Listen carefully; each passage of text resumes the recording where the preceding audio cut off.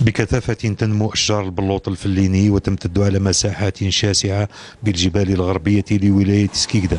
يتم الجني مرة كل 9 سنوات، وكمية المحصول تتوقف على المساحة الجاهزة للجني.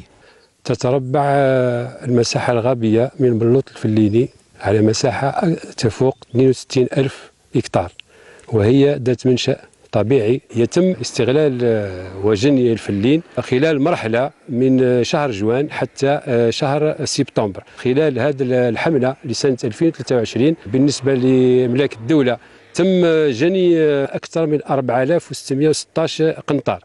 بالنسبة للأملاك الخاصة تم جني منها أكثر من 3424 قنطار. نديروا عملية الاستغلال وفق خطوات، نخرجوا على الطريق ونحولوه للمستودع تاع سكيكدا تاع تلزة. المستودع تاع تلزة نديروا التخزين تاعو، ومن بعد نديروا عملية البيع بالمزاد العلني. بطبيعة الحال عملية البيع تم للمؤسسات اللي عندها الترخيص باش دير عملية تحويل الفلين. المؤسسات هذه لازم تكون محلية، لازم تكون على المستوى الوطني. بعد أن كان الفلين يصدر بشكله الخام، أصبح الآن بالإمكان تحويله محليا بهذه الوحدة التي تشغل 22 عاملا بصفة دائمة. يتم معالجة الفلين وتحويله ومن ثم تصديره.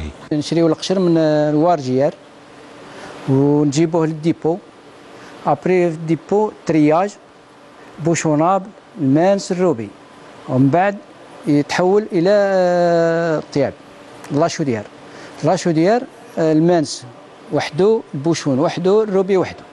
الروبي يروح للرحى، بوشوناب تيبا بوشون، المانس تخدم لا روندال، والبقايا الفلين كامل تاع لا بوشون ولا روندال تتحول للبروايور، والبروايور تتحول للبوده. الفلين من الثروات النادرة، والتحدي الأكبر الذي تواجهه مصالح الغابات هو المحافظة على هذه الثروة وتجديدها، خاصة في ظل التغيرات المناخية التي تشهدها الجزائر والعالم ككل.